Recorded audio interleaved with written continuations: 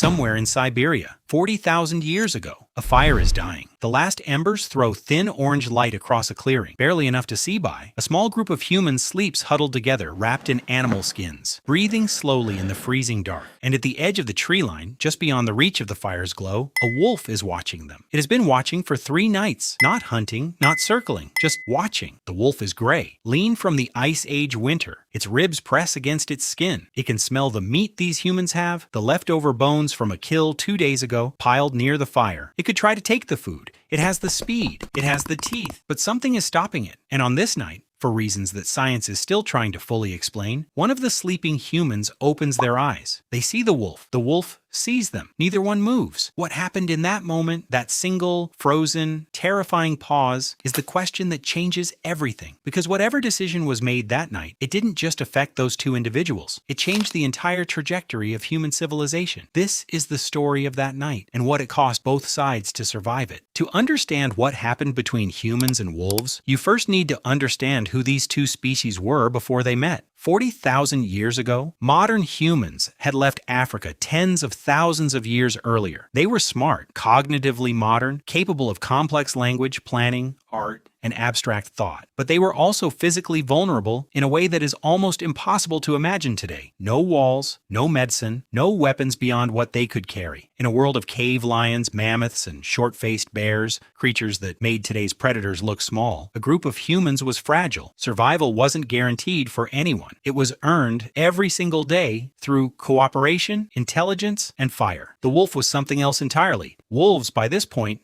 had already been one of the most successful predators on Earth for over 1 million years. They hunted in coordinated packs, reading each other's movements without a single sound. They could run for hours without stopping. They had extraordinary noses, capable of detecting scent from over a mile away, and they had something that very few predators possess: the ability to work together with near-perfect synchrony toward a single goal. In this sense, wolves and humans were mirrors of each other. Both were social, both hunted cooperatively, both communicated in complex ways within their groups, both cared for their injured and their young, and both were, in the brutal hierarchy of Ice Age predators, trying to survive the same impossible winter. Scientists call species that share these traits ecologically similar. What that usually means in practice is fierce competition. 2 species that want the same food in the same territory, using the same strategies, they don't become friends, they become enemies. And for most of human and wolf history, that's exactly what they were. Archaeological evidence shows that early humans hunted wolves, killed them for fur, competed with them for carcasses. Wolf bones have been found with cut marks, the signature of human butchering. Humans and wolves were rivals, not allies. So what changed? The answer, according to the research, is not love. It is not warmth. It is not some spiritual awakening about the beauty of nature. The answer is hunger. Here is what the science currently suggests happened. It was not that humans chose wolves, it was that wolves chose humans, specifically a small subset of wolves at the edge of wolf society who had lower aggression and higher tolerance for proximity to dangerous creatures. Wolves that, when faced with the choice between fight or flight around humans, chose something unusual. They chose to stay. These were not tame wolves, not friendly wolves. They were simply wolves with a slightly wider comfort zone, able to linger closer to human camps without panic, without aggression. And in the brutal mathematics of Ice Age survival, that slight difference made them better fed. Here's the mechanism. Humans were messy. They left scraps, bones, fat and marrow stripped but not fully emptied, the discarded remnants of kills that humans no longer needed.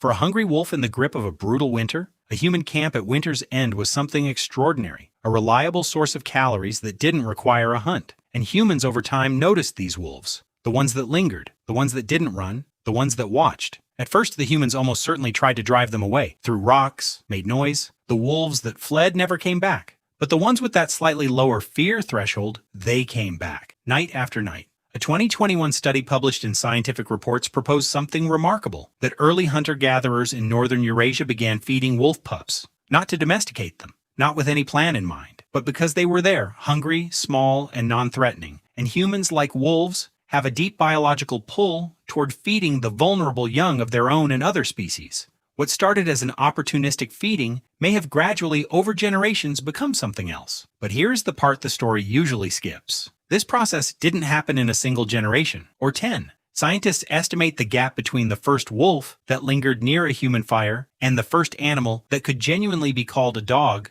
was somewhere between 10,000 and 25,000 years. Longer than all of recorded human history, twice over. Every step of this process involved individuals making choices they couldn't possibly understand the consequences of. The human who first tossed a bone toward a watching wolf did not think, "I am going to change the world." The wolf that first stepped forward to take it did not think, "I am choosing a new life." They were just two hungry creatures in the dark, making the only decision available to them.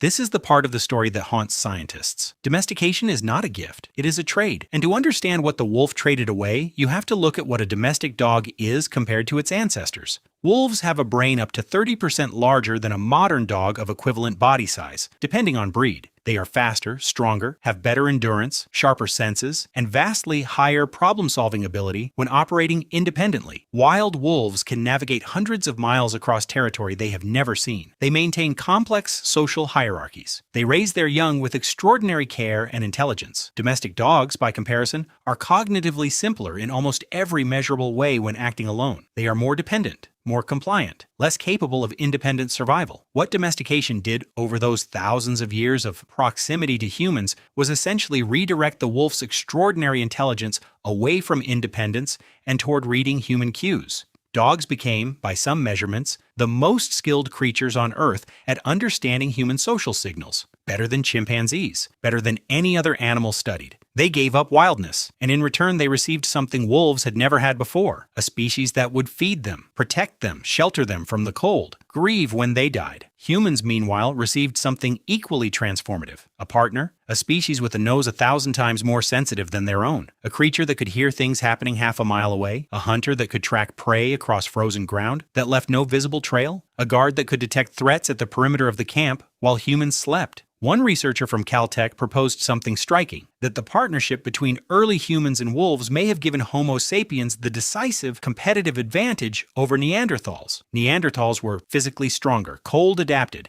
and had been living in Europe far longer than modern humans. But there is no evidence that Neanderthals ever domesticated wolves, and Homo sapiens did. Within 5,000 years of modern humans arriving in Europe with their wolf companions, the Neanderthals were gone. Correlation is not causation, but the timing is haunting. Here is the detail that no scientist can fully explain. Deep inside the Chauvet cave in southern France, a cave famous for containing art dating back 36,000 years, some of the oldest ever discovered, archaeologists found something preserved in the hardened clay floor, something that came 10,000 years after the art was made. Footprints. A child between 8 and 10 years old walking slowly through the cave 26,000 years ago, holding a torch, because tiny pieces of charcoal fell from it and are still visible along the path. Beside those small human footprints, pressed into the same clay at the same depth, at the same angle and pace, the paw prints of a wolf. Not following the child, not chasing, walking beside them, side by side through the flickering dark of the oldest gallery of human art ever created. A child and a wolf 26,000 years ago moving together through a world that neither of them could have survived alone. We do not know that child's name. We do not know what they were looking for in that cave, or whether they were afraid, or whether the wolf beside them had a name that the child whispered into its fur on cold nights.